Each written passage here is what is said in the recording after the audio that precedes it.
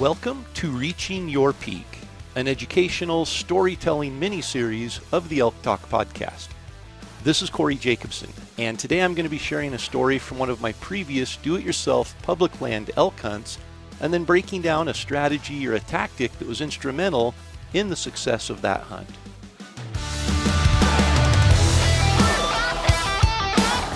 Reaching Your Peak is brought to you by Peak Refuel.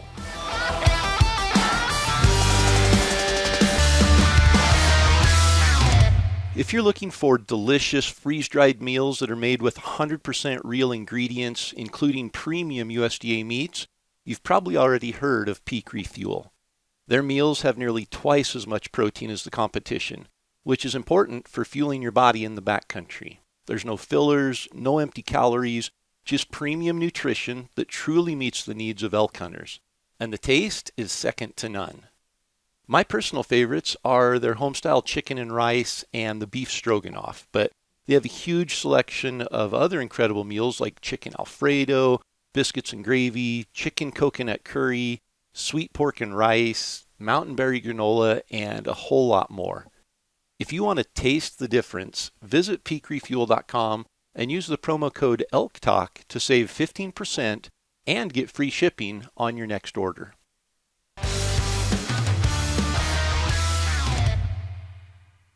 All right, well, welcome back to another episode of Reaching Your Peak. And if you're listening right now, as this comes out, archery elk seasons are open in pretty much all of the western states. So for those of you that are out hunting or going to be heading out chasing elk here soon, good luck. And be sure and tag us with hashtag ElkTalk Podcast on Instagram with pictures from your hunts. And to kick things off and back by popular demand, Randy is back joining me in another episode today. We had a lot of comments about Randy being able to draw a lot more details out of my storytelling. So he's back for more today.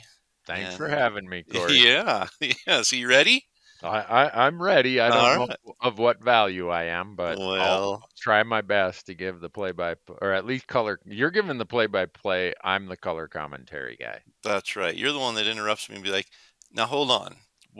What state are you in again? We're 30 minutes into this. You didn't even tell us what state you were in. And so a lot of comments, both email, on the YouTube, everywhere. Everyone was saying we like both versions, but we think we like Randy being there a little more because it just feels like we're getting more substance out of it. So you're voted in. I'm in the spotlight now. You're in the spotlight. All right. Well, let's hear the story, Corey. Yeah, let's jump into another elk hunting story.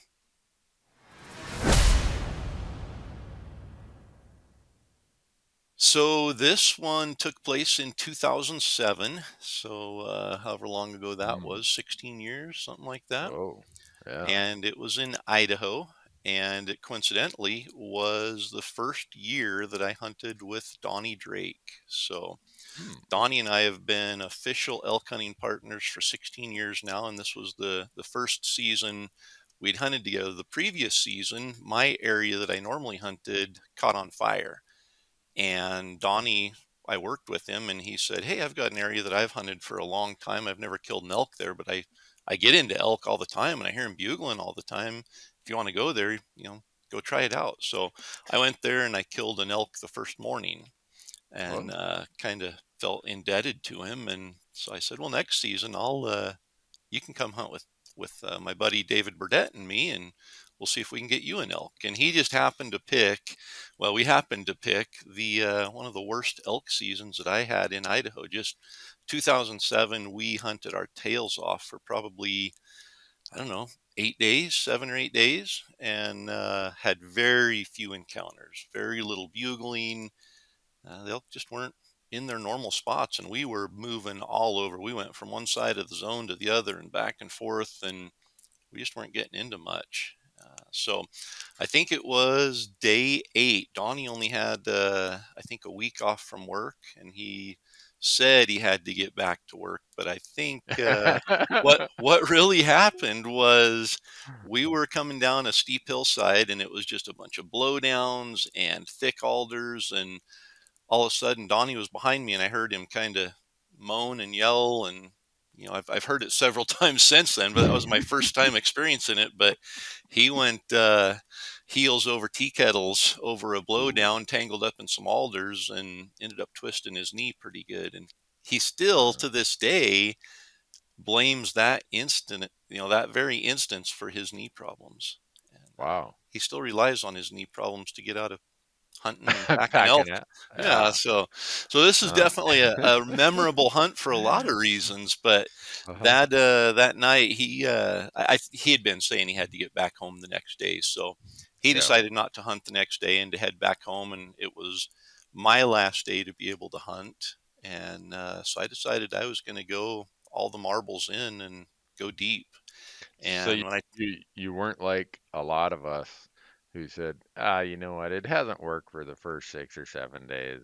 There's no way it's gonna work tomorrow. Let's just call it quits. Let's just we had connected so many dots that were non-productive. I thought, okay, we aren't finding elk here. We aren't finding them here. There's this spot back in here that I've always wanted to hike into and never had, and it's several miles back in there, and that's where the elk are going to be.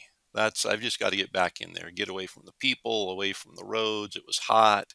That year, there were bears all over in town. The bears were coming down into town. It was just so dry. The huckleberries had all died and fell off the bushes.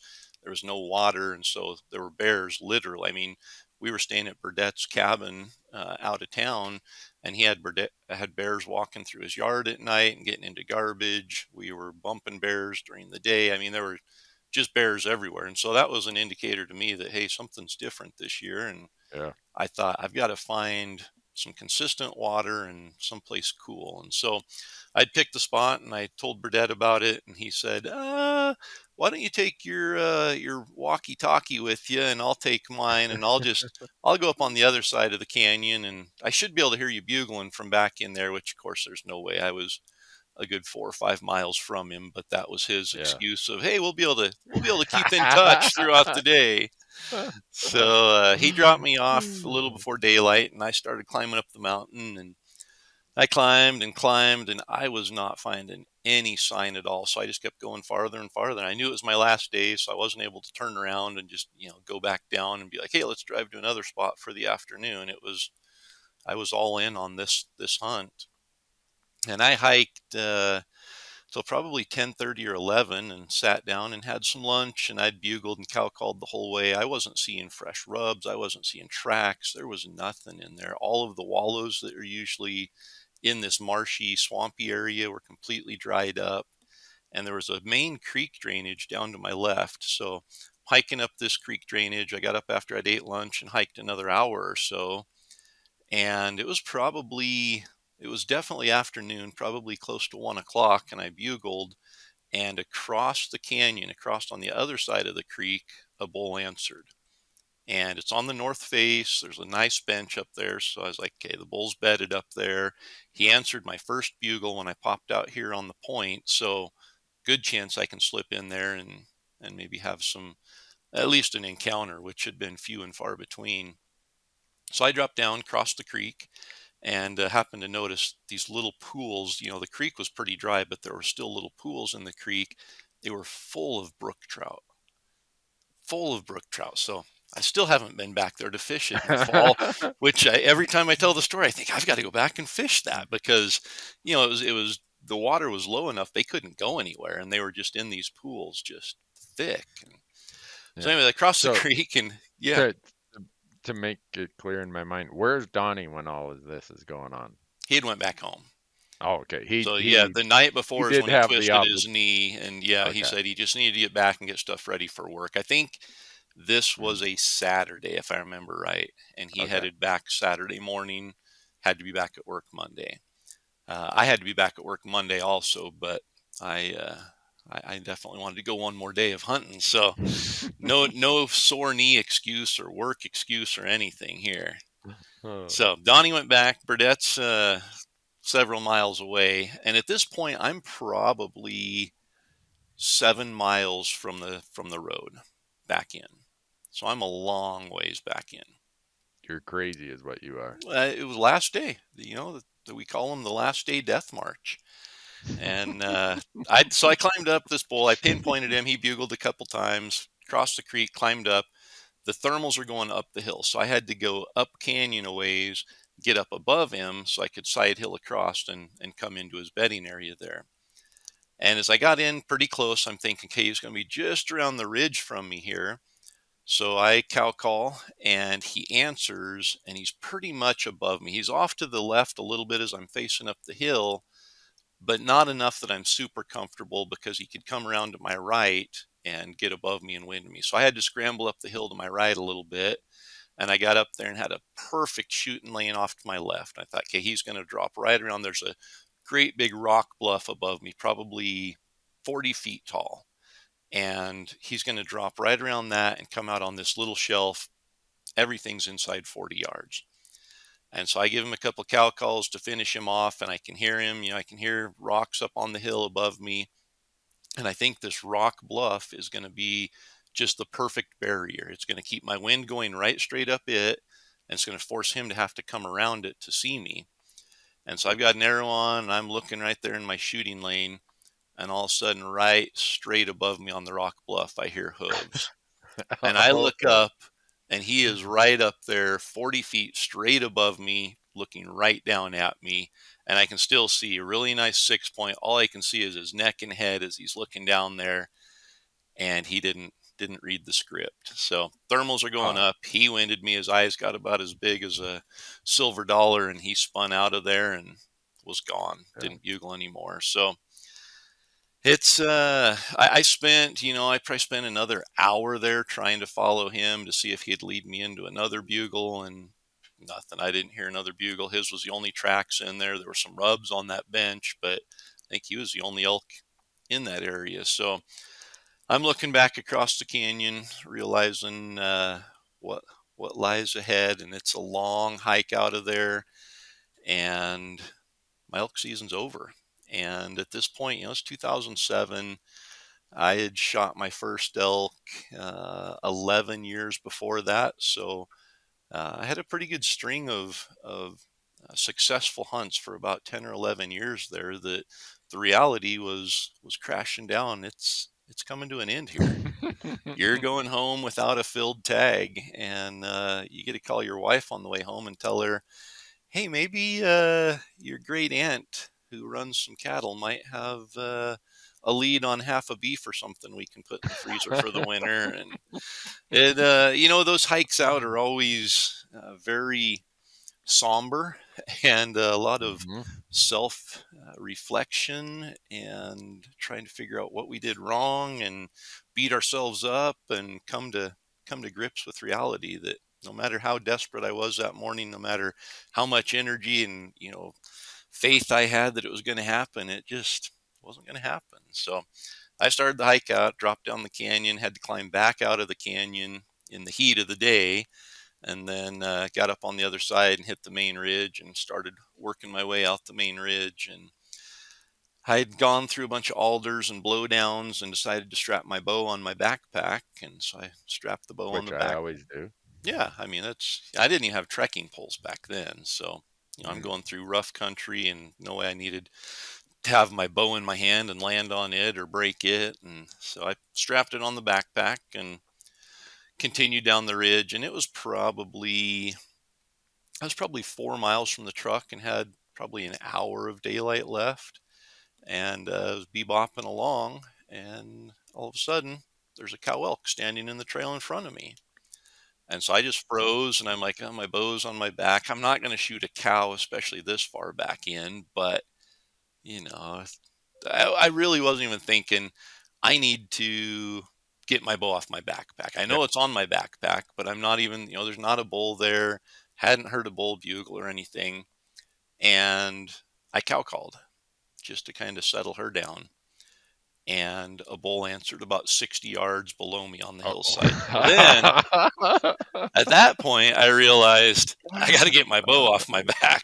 So Yeah. I grabbed my bow off, dropped my backpack, grabbed the bow, knocked an arrow, and walked over to the edge probably 10 yards and looked down over the hill. And there's a 5 point bull standing down there looking back at the cow behind him. Doesn't even know, is not even looking up the hill at me. And so I just guessed how far he was. I think I guessed him for 50.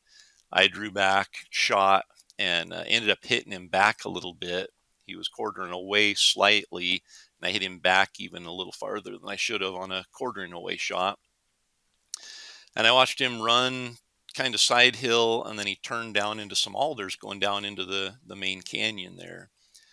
And so I grabbed my backpack, hiked down the ridge. There's a game trail there, hiked down the ridge to where I could overlook the creek down there. And it also happened to be right about where the canyon broke out into the main canyon. And so I pulled my radio out of my backpack and I turned it on. I was like, "Hey, Burdette, you have a copy?" And he answered back, he's like, "Yeah," and it was Whoa. kind of broken, like, "Hey, here you go. Here, I'm like, "Hey, I can't understand what you're saying, but I just shot an elk." And he replied and said, "Copy, shot an elk." And he must have climbed up on a ridge a little bit there, and we got a little bit clearer of a shot. And I said, "I just shot an elk. I hit it back a little bit. I'm going to go down and see if I can find blood on it, but I'm about 4 miles up the ridge." And he said, "What do you want me to do?" And I said, "Bring pack frames and water." So part I forgot was I had a lunch, but it was my leftover lunch from the day before. I'd grabbed the wrong baggie and put it in my backpack. So all I had was just, half a Ooh. bag of trail mix and a couple pieces of jerky and a granola bar or something. I didn't have my full day's pack of food with me. So I'd been out of food since I'd sat down at 11 or so that morning. And back in those days, I didn't carry a water bladder. I didn't carry much of anything other than a 16-ounce bottle of water from the gas station. So I was out of food and water by noon. And so I said, "Bring a pack frame and bring some water." And that was the last communication I had with him. I just told him, I'm about 4 miles up here. There's an opening. There's a great big dead snag on the ridge. I'll just meet you by that snag. Well, as you can imagine, 4 miles up Yeah. into a canyon, there's probably quite a few openings and quite a few snags. And Yeah. so I dropped down the hill and I've got maybe 20 minutes of shooting light left. And I go down and I find tracks and there's no blood, which is pretty common with a hit back like that.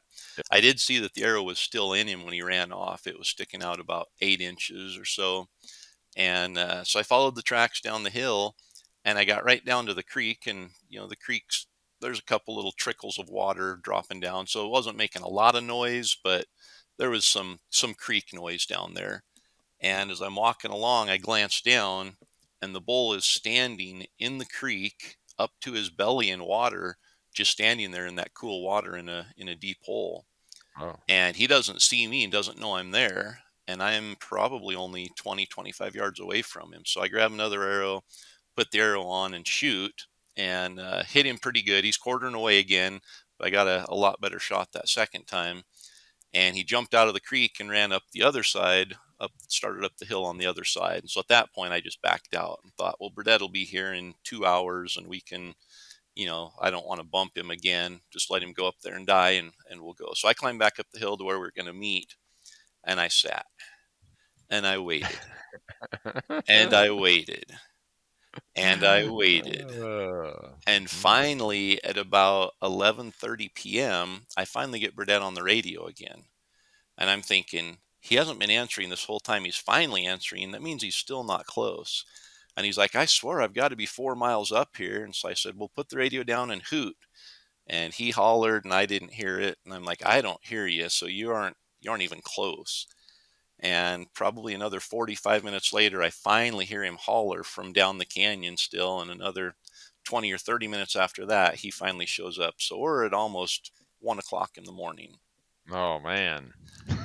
He's got a pack frame, an extra pack frame brand new pack frame, I might add. I just bought a brand new, one of the old, all it is just a frame. It's just Yeah, external frame. Yeah. yep, just a frame pack. And I bought it because they'd come out with new ones that had these great big padded shoulder straps and great big padded waist straps instead of the little chintzy ones that my old ones had. And man, it was comfortable when I put it on. So he had grabbed that out of my truck. He had brought me a peanut butter and jam sandwich, thankfully, that had been smashed in the bottom of his backpack for most of the season, I'm guessing, and a single bottle of 16-ounce bottle of water.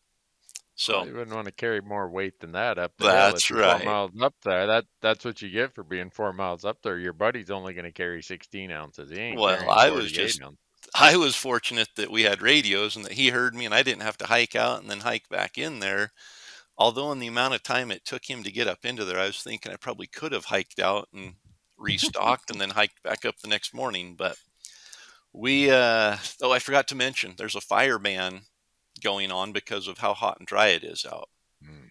So our plan Oh, was to just stay on the mountain for the night because it's, plenty warm out. It's September. There's a fire ban. It's hot and dry. yeah. Is this early September or late September? It's probably around the 20th or so. Okay. Okay. So it's getting a little later. So he gets up there and he says, "So where have you got it, skinned out, hanging in the tree, ready to pack?" I'm like, "I haven't even found it yet." He's like, "What?"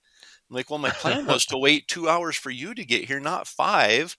And then I just kept waiting, thinking he'll be here any minute. And now here we are. And I said, "I think it's probably best at this point to just wait till morning." He's like, "No, we got to find it tonight." And so we went down and you could see where it came out of the creek. There were some wet marks there in the dirt and still no blood though. And we tried for about a half an hour. And of course we were both exhausted. And finally I said, we just need to sleep and get up in the daylight. We can't see anything here. And our flashlights are going to run out of battery if we try this all night. So we decided to lay down. Well, Burdette had brought a space blanket. I Hmm. don't know if you've ever Yep. used a space blanket before. I I've hadn't. not used one. I've got one, but I've not had to use it. Yeah, it's the little they're in the very cheap section of camping gear at Walmart, little green packaging. I think back then they were 99 cents and he had one. I have no idea why he had one. He had no idea why he had one, but it had been in his pack for several years.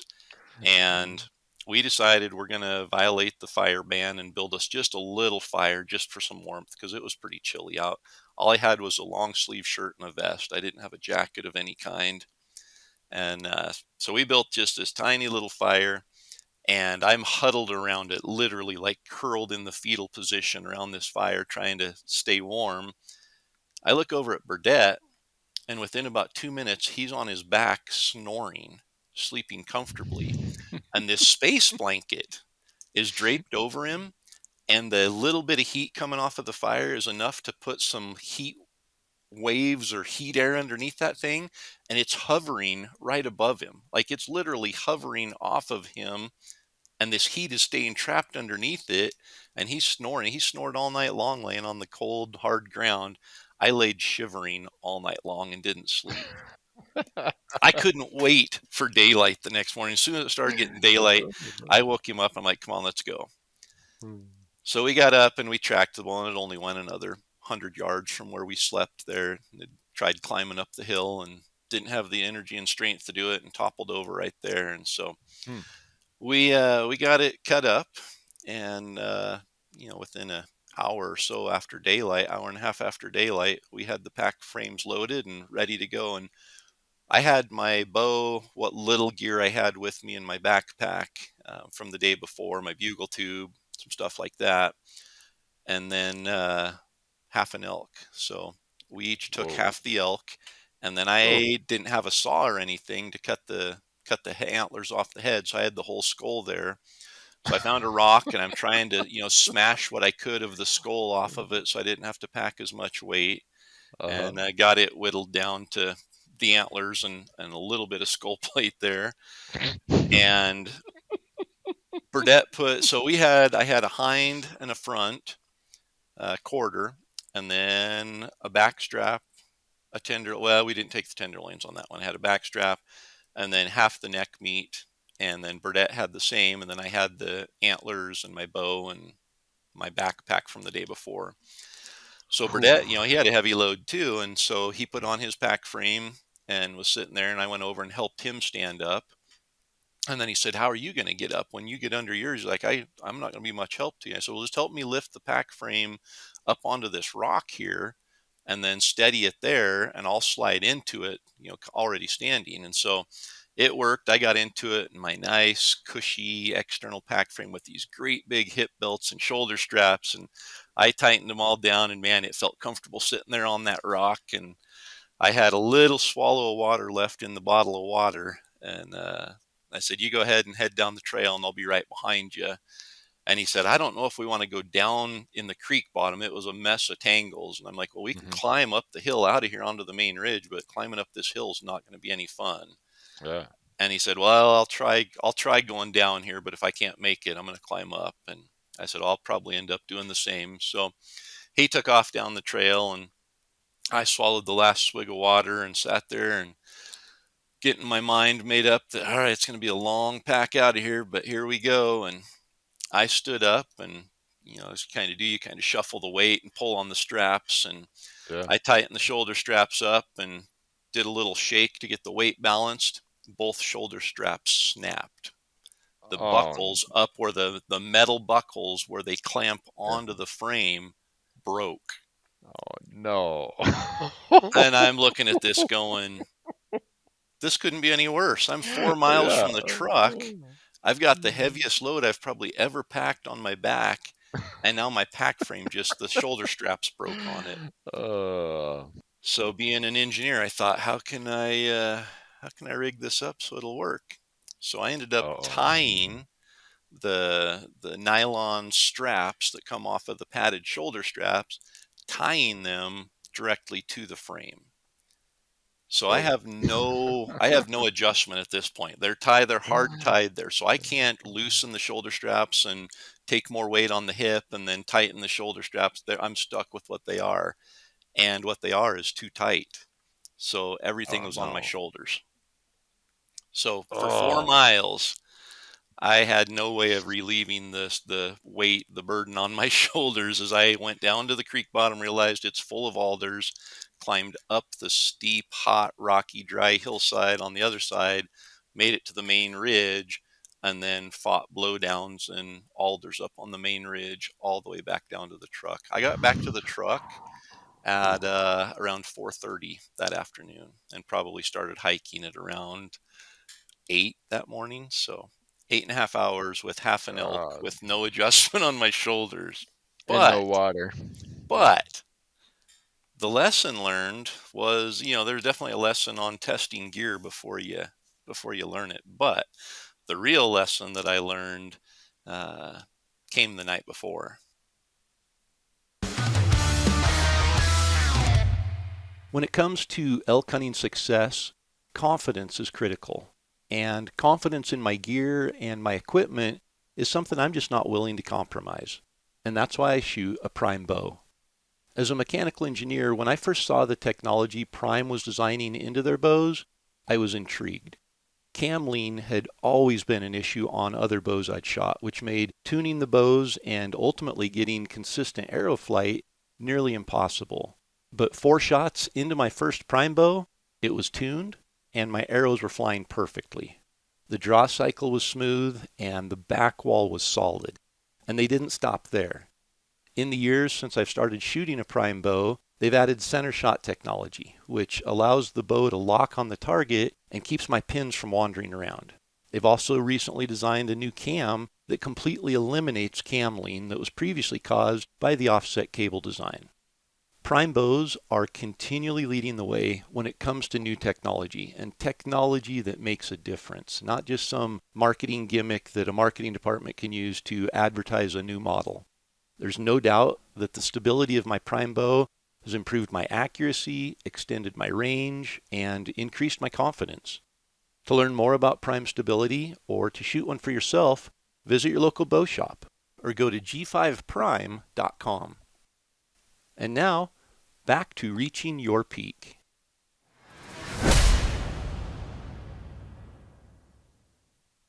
The lesson that I learned the night before as I was hiking down that trail was you can't quit on a hunt. You can't Yeah. quit even an hour early. I had made up my mind that I was defeated. This was a failure of a hunt, an unsuccessful season.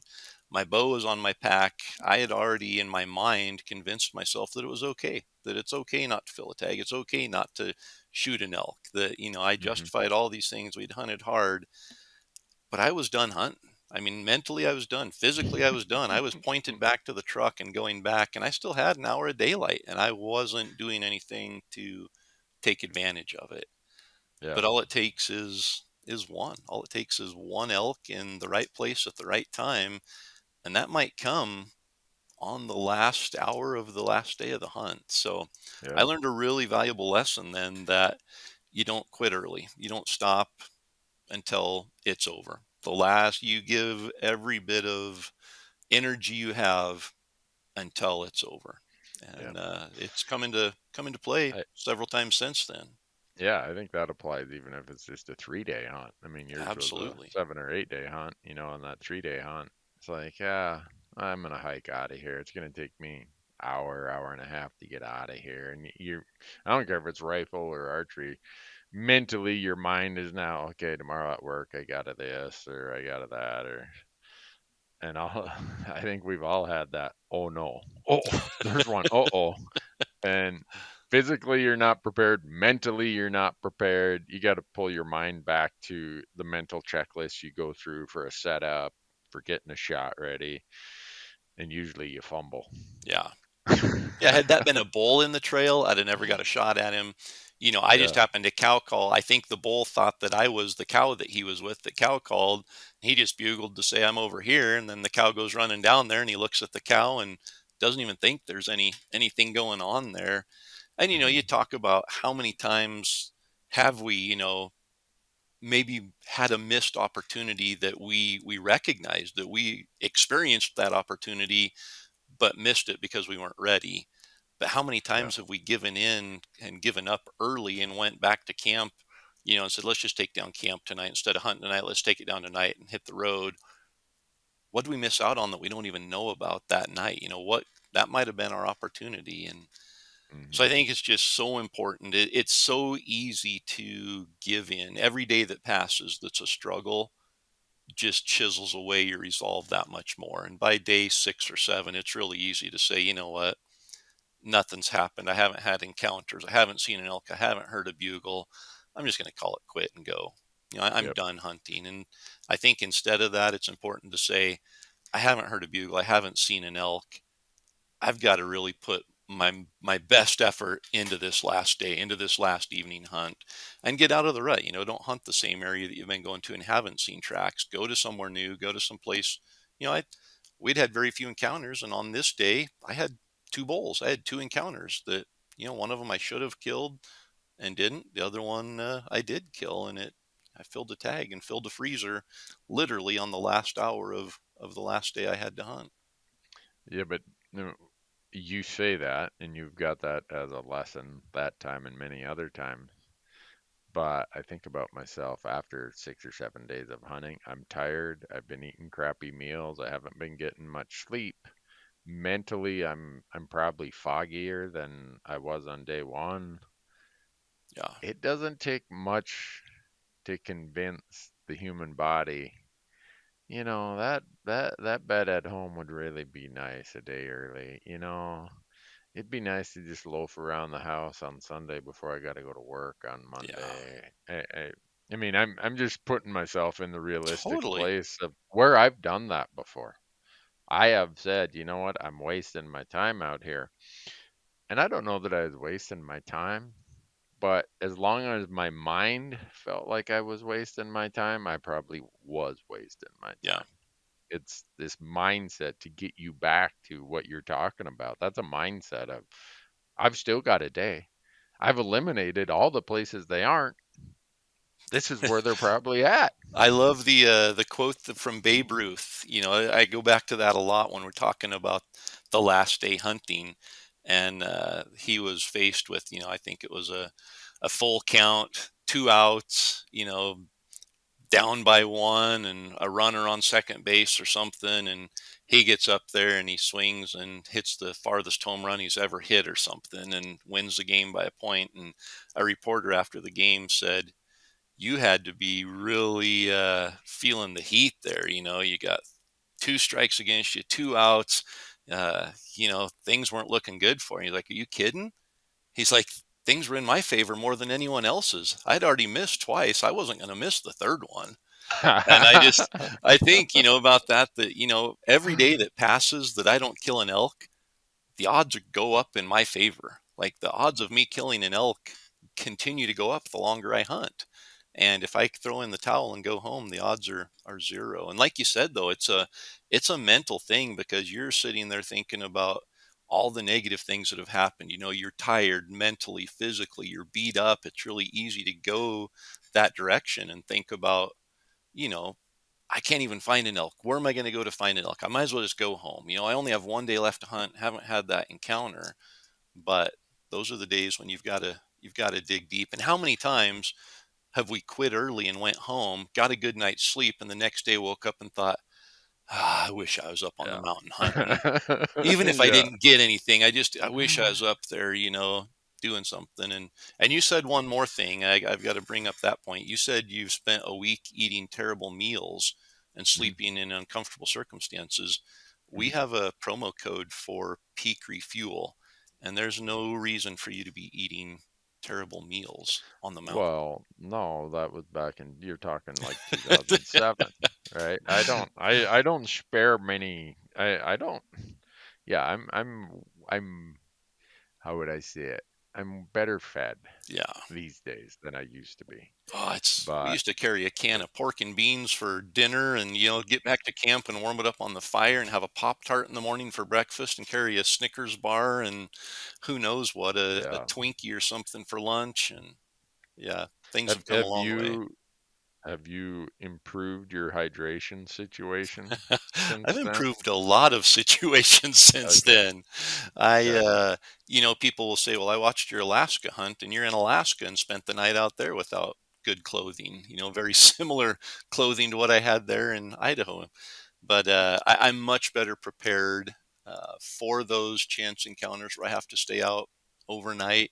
I wouldn't say that I'm survival mode every time I go out, but I still don't have a space blanket.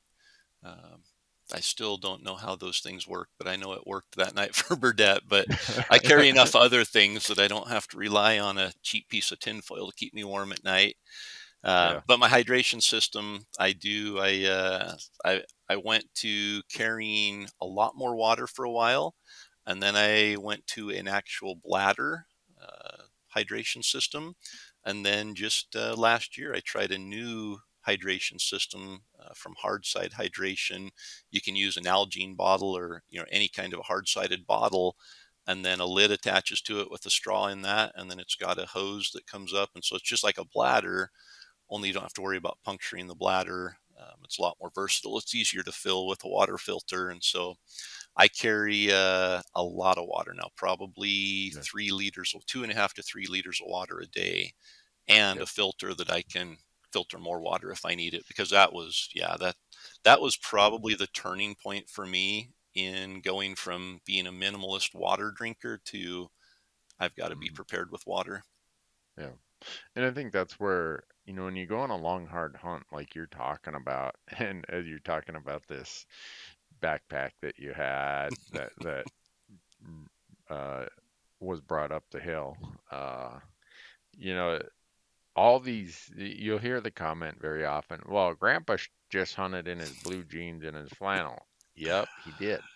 And he had success. You know, But all these little pointers and pieces, I think, where people are, okay, I know that my layering system is going to perform better. And if I have to, I have an extra outer layer that if I have to sleep on the mountain that night, I'm going to be a lot warmer than if I just, did whatever. My pack is this much more comfortable. So I can carry, I call it load carriage. I can carry a little bit more and it doesn't even feel like it used to because my pack is arranged and in such a good pack. It puts the weight on my hips. It does all that stuff. yep. So all these times when we kind of nerd out on gear, it's for me anyhow, it's to keep my mind and my body performing better longer into the hunt. I'm not putting the wear and tear on my knees, on my back, on everything else to the degree my old gear used to. I mean, I think if I was still hunting when I first moved to Montana for the first 3 seasons, I used my Jansport book bag as my backpack. That's all I could afford. That's what I had. So, you know, Oh, now I think about, boy, if I was still using that thing, my body, it just all these progressions of things of gear. I don't want to think. I always get hesitant because I don't want people to think gear is a substitute for knowledge and experience. yeah, But it is a way on these long grinding hunts, those little bits of comfort that maybe just help you sleep a little better. Okay, I brought a little bit thicker pad, or better better nutrition, food. right? Yeah. Yeah, better water, hydration. Those are the things that will get you to hunt hard on day 5 and day 6 and day Yep, 7. It's it'll be less of a drain on your body, which is less of a drain on your mind. So absolutely. Yeah, and you whatever just like that's worth. think back, I think about my grandpa, and he hunted in jeans and a wool flannel, and you know, old old rifle with a, I don't know, 4 power fixed scope on it, and Yeah, no calls, no GPS, no anything. And he came back to a camper every night, so he had, I had a bed and a place to dry out. yeah, um, he had the means to have good food there. At least stuff a sandwich in his pocket. Make a sandwich at night, stuff it in his pocket, and cook a dinner when he got back with some, fried potatoes and elk steak. And so, I mean, yep, they ate better. He had that luxury. With us hunting the way we do a lot now, we're carrying camp on our back. That adds to the necessity of having better gear to be able to stay out there longer. And like you said, there's no substitute for knowledge and experience. But I think gear has improved our abilities to utilize our knowledge and experience and get more out of it. And it's funny, I'm in the middle of a study right now that I'm doing on Idaho success rates, because I just want to see if there's been a change in success rates. So I'm looking at every single hunt, every weapon since the year 1997, I think, or 1996, to current, to see if there's been any kind of a change in success rates, because I don't think there has. I don't think hmm, success rates have changed. I mean, yeah, maybe 1 or 2%. They might go up 5% this year because it's a really good year for hunting, whatever it is. But I don't right, think overall that we've changed the trajectory of success with the trajectory of technology and gear. yeah, And so I'm saying that I'm putting my hypothesis out there without backing it up with any proof yet. But hopefully by the next episode, we can talk about some of that and maybe talk about gear. But that pack frame, I hadn't tested it. And so that's that experience. I always say, make sure you've tested your gear. Don't go out yeah, with a brand new sleeping bag and climb in. It's a 0 degree bag and it only weighs 1.5 pounds, and it's gonna be light and it's gonna keep me warm. And then you find out there's no way it's 1.5 pounds and it's a 0 degree bag. You shiver all night when it's 45 degrees out. And yeah, things like that, that'll ruin a hunt really quickly if you can't sleep at night because you're cold. And so test your yeah, gear before you use it. And then don't give up. And it's so easy yeah, to do. Mentally, you get beat up day after day. Elk hunting is about going from failure to failure without any loss of enthusiasm. And that sums up elk hunting perfectly, because yep, every day, every hour of every day, you're going to fail. You're going to fail to find tracks. You're going to fail to hear bugles. You're going to fail to set up in the right place. You're going to fail to make the shot. You're going to do all these things hoping for one success. Hundreds of failures are outweighed by one success. But when that success seems like it's out of reach, it's really easy to let those failures win. And it's important to remember that it just takes one, and that one opportunity, that one chance, that one shot might be completely unexpected. It might be a gift that's left for you there on a ridge trail as your head's hung low, hiking back on the last day of the season. It with might your be bow on your back. exactly. It might be a hard worked encounter with this elk where you set up and had to work him right down to the last minute of the last night of the hunt. You don't know Hmm, when it's going to come, and yeah, it comes in different ways at different times in different places. But the one thing that's certain, if you're not out there, you're not going to be successful. So stay out there, use every minute of every day, including the last minute of the last day. Good advice. No one's ever, no one's ever killed an elk sitting back at home watching the football game on the couch. Well, don't say no one has, because somebody will probably send us an email and be like, "Well, actually, it was week 2 of Yeah. the NFL season, and I went back to watch my favorite Minnesota Vikings play, and just happened to be staying at my uncle's ranch in Montana, and I looked out at halftime, and there was a bull elk out there in the corner of the field." And Yeah, I'm gonna call BS. If somebody emails us with that story, I'm gonna be like BS. yeah, wait a minute, there's an elk hunter that's a Minnesota Vikings fan? No way. Well, right there would be enough to disqualify everything. But no, Uh, I think, with season underway by the time this publishes, that's a good reminder to people because by that time, we have the big pulse of enthusiasm. Boy, we're gonna go get them this year. I got it all figured out. And by day 2, if you haven't heard a bugle, haven't had an encounter, it's easy to get discouraged. yeah. I do think the experiences of life, wherever it is in your life, teaches you that if you stick with it, that's where success really comes from. And that's what separates the guys and gals who are that 10% who fill their tag every year, are the ones who just, they're not affected by that. They're mentally pushing through that. And that's what separates that 10% from the other 90%. Yeah, no, that's a very good point. And that's, don't think for a minute that we don't experience the exact same, desires to go home and sleep in a bed and to give in. I think, the difference is maybe we've experienced some of these things that happen and we're willing to stick it out and stay till the end. And the other thing is, if you need a reset on day 4 or day 5, take it. Go into town and get a burger and a milkshake and take a nap at camp. Don't just grind and grind and grind and wear yourself into the ground for the full 7 or 8 days. Take a break in the middle. Take an afternoon off in the middle, or middle of the day. Be like, hey, we're just going to go for a morning hunt, and then we're going to drive into town and get a burger, and we're going to go splash Yeah. our faces in the with some fresh water at a shower at a KOA, or whatever it is. Don't think that you have to just suffer the whole time, but if it's a struggle, find a way to break it up in the middle rather than giving up on the end. Yeah. Well, good stuff, Corey. As I'm listening to this, I'm thinking about my 6 days starting next week. I was like, all right, on day 6, am I gonna have what it takes to push through, or am I gonna fold the tent and say, heck with it, let's just go home? That's right. You know what you're going to do already. Make up your mind right now. I No am. matter what, I'm not This giving in. this has been a good reminder to that. So I'm Awesome. not giving up. Well, folks, thanks for joining us. And until next time, we'll see you guys on the next ridge or mountaintop or wherever the elk are bugling.